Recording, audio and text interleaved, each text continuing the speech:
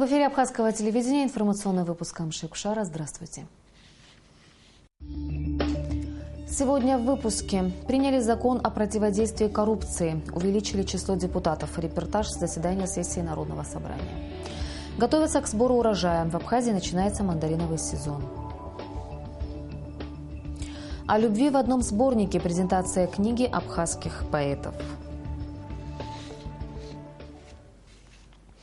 На очередном заседании сессии Народного собрания Абхазии, состоявшейся сегодня в Сухуми, депутаты приняли закон о противодействии коррупции, увеличили число депутатов, внесли изменения в закон о плате за землю, рассмотрели ряд других вопросов.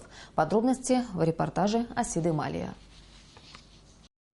Первым среди законопроектов, представленных на повестке дня, депутаты обсудили поправку Конституции о количественном составе Народного собрания. Проект закона предполагает 55 парламентариев вместо 35. По словам депутата Валерия Агарба, предлагаемая поправка создаст основу для перехода к смешанной избирательной системе. Соответственно, 28 депутатов будут избираться по пропорциональной системе, 27 по мажоритарной. По мнению разработчиков законопроекта, смешанная избирательная система для республики – наиболее подходящий вариант. Нейтрализует их отрицательные стороны, такие как, предположим, искажение воли избирателей при мажоритарной системе, когда так называемые пропавшие голоса не учитываются, происходит победа меньшинства над большинством. При пропорциональной системе это такие возможны, как устранение партийной олигархии и ряд еще других проблем, связанных с отдельным применением той или иной системы. Также конституционным законом могут быть установлены дополнительные требования к кандидатам в депутаты. Такие, предположим, как возраст, либо ценз заседлости, ограничения, связанные с судимостью в случае, если эта судимость не погашена, либо не снята в установленном законном порядке. Вопрос отношения наличия психических расстройств, либо отношения, связанные с употреблением наркотических веществ. Депутаты подчеркнули и другие преимущества данного законопроекта. К примеру, в Народном собрании станет возможным одновременно и партийное, и региональное представительство. Также поправка обеспечит избирательным правом беспартийных граждан. Представитель президента в парламенте Дмитрий Шамба напомнил, что еще в 2007 году переход от мажоритарной к смешанной системе выборов предлагал и бывший президент Сергей Багапш. Смешанная избирательная система положительно скажется на изменении и формировании партийной системы нашей страны и в том числе политической системы Абхазии.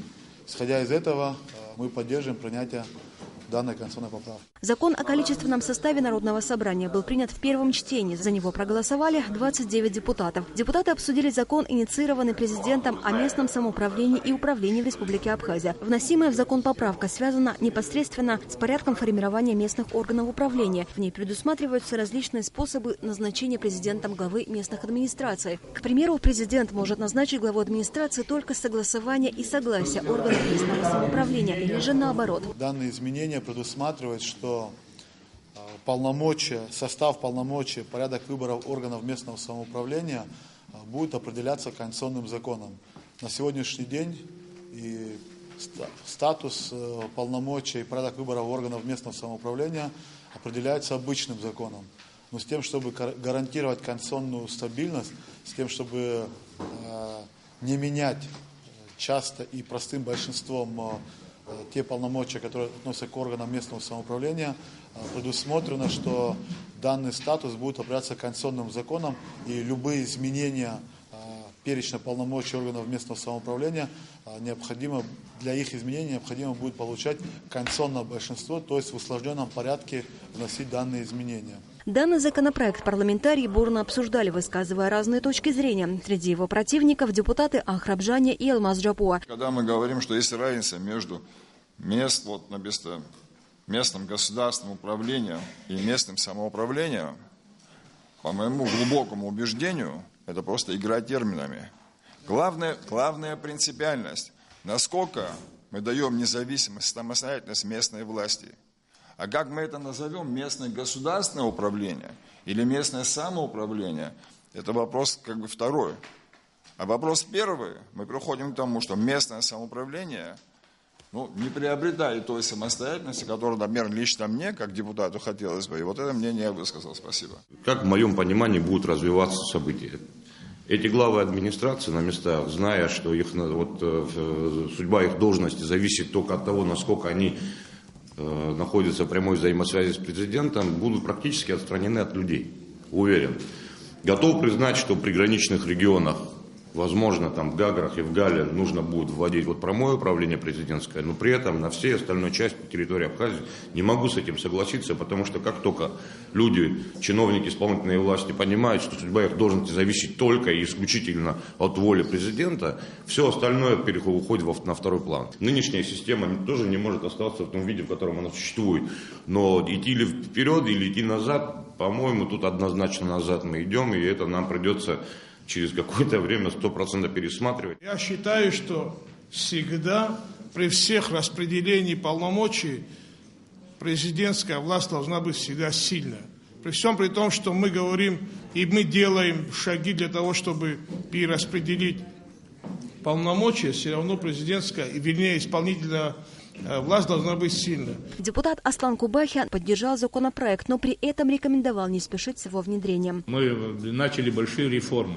Сразу, одновременно бросить в этот хаос выборов, мы можем, понимаете, оттуда и не выйти.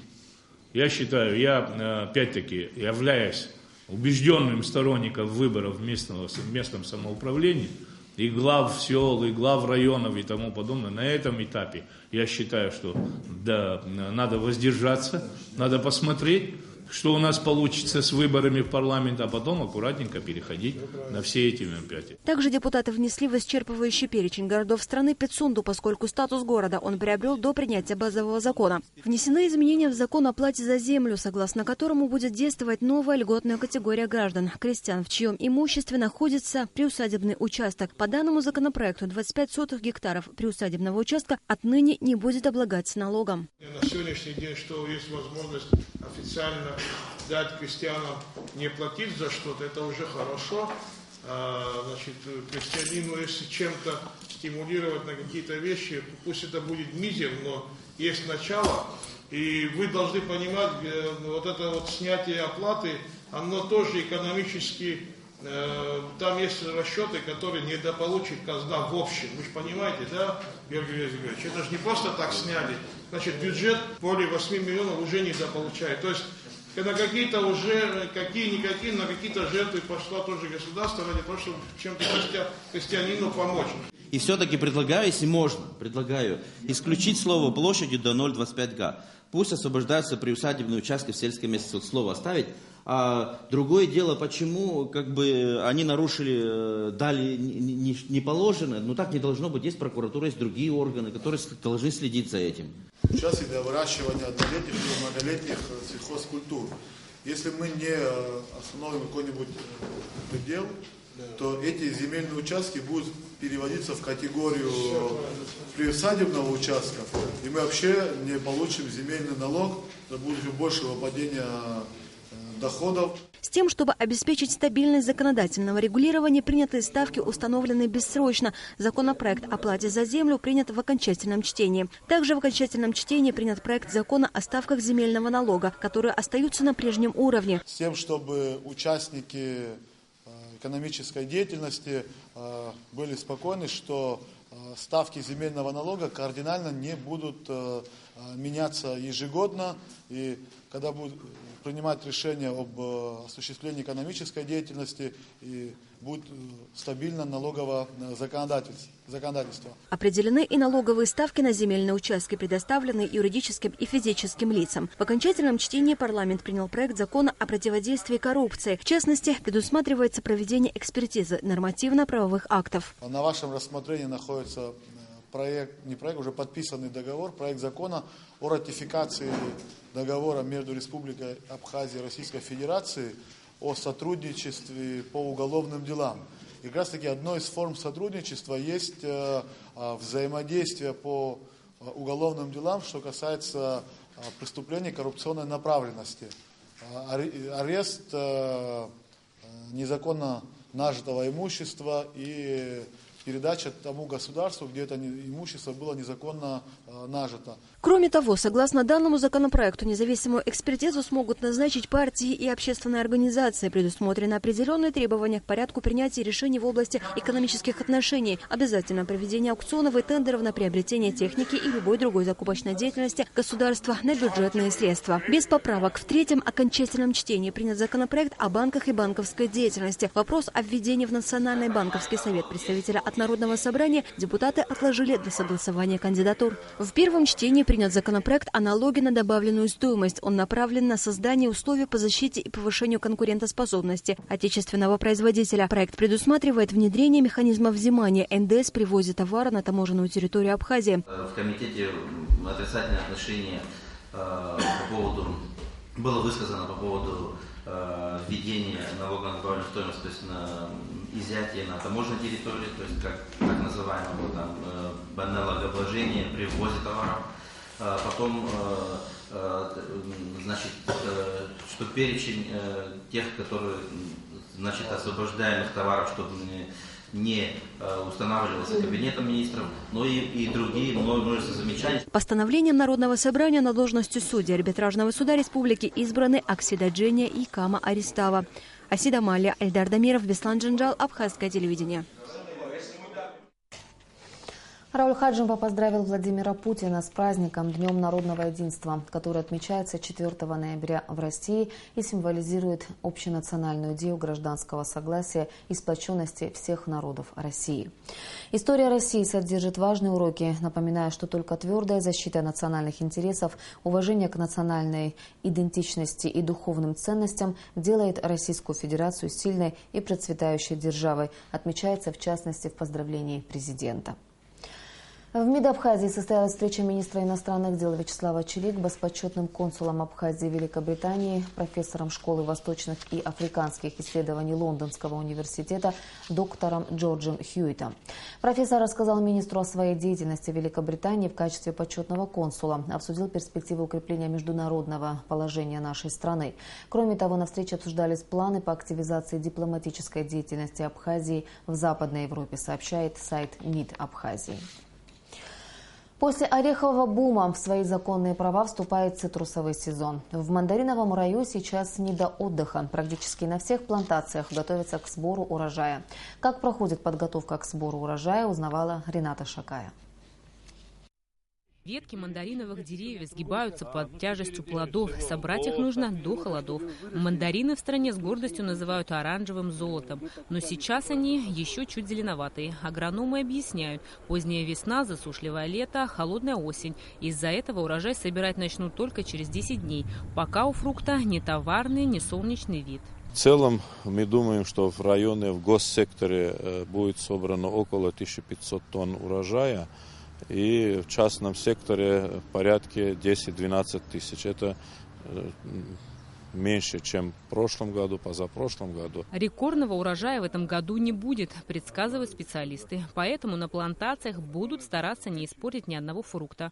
Сельхозпредприятие «София» к сбору еще не приступили. Здесь около 42 тысяч корней, которые были высажены еще в 1935 году. Но работники всеми силами пытаются спасти плантацию, высаживая новые деревья. Если не повредить цитрусовые, при сборе и перевозке вместо 2 недель их можно будет хранить несколько месяцев. Которые высыхают, мы их вырезаем и сажаем новые посадки. Вот молодая посадка у нас есть, это 3-й год посадки, которые требуют много вложений. До 6-7 лет они не дают урожая. После этого мы обрабатываем, косим. И сбор урожая у нас начинается где-то в ноябре. Но мы привлекаем, кроме своих рабочих людей, еще и ближайших сел приезжают с Кубани, Кабардино-Балкарии. Люди работают с утра до вечера. Свежие плоды цитрусовых скоро украсят новогодние столы. Ароматные оранжевые фрукты уже давно стали для россиян неизменным атрибутом праздника. Все мандарины идут на экспорт под одним общим названием – абхазские. Рената Шакая, Алексей Гухова, Абхазское телевидение. Вопросы развития сельского хозяйства будут обсуждаться сегодня в прямом эфире передачи «Актыха». Кроме того, в нашей сегодняшней программе сразу после новостей смотрите расширенный репортаж со встречи президента Рауля Хаджимба с членами Общественной палаты. На официальном сайте президента Абхазии опубликована стенограмма встречи. Презентация сборника лирических стихов состоялась сегодня в Сухуми. Книга, выпущенная тиражом в 300 экземпляров, включила в себя лучшие стихи абхазских поэтов, в том числе и совсем юных. Идея создать такой сборник появилась у молодых поэтов совсем недавно. И вот результат не заставил себя долго ждать. Его итогом стала презентация книги и литературный вечер. На нем присутствовали писатели, поэты, а также школьники, которые прочитали свои любимые стихи о любви. Поддержку в организации мероприятия оказала сотовая компания «Амобайл». Присутствующие на презентации отмечали, что создание подобного сборника – это, безусловно, большое достижение в развитии абхазской поэзии. Первый сборник за всю историю нашей литературы, в котором собраны лучшие лирические стихи наших поэтов, начиная от Дмитрия Гулия и заканчивая молодыми нашими поэтами современности. Начало очень хорошее, замечательное. Оказалось, что когда читаешь отдельных поэтов, это одно дело. Когда видишь коллективный сборник, в котором собраны лучшие лирические стихи, то ты еще раз убеждаешься, что нашими поэтами, нашей литературой создано очень много прекрасных стихотворений о любви. Чемпионат мира КАНИФА Конфедерации независимых футбольных ассоциаций пройдет в Абхазии с 28 мая по 6 июня 2016 года. Решение об этом принято сегодня. Церемония открытия состоится 28 мая в Сухуми. В чемпионате мира по версии КАНИФА будут участвовать 12 команд. И в завершении выпуска о погоде.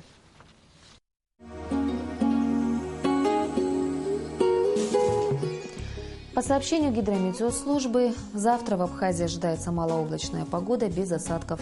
Температура воздуха ночью плюс 10-12, днем плюс 19-21 градус. Температура морской воды плюс 19 градусов. По Сухому малооблачная погода без осадков. Температура воздуха ночью плюс 11, днем плюс 20 градусов.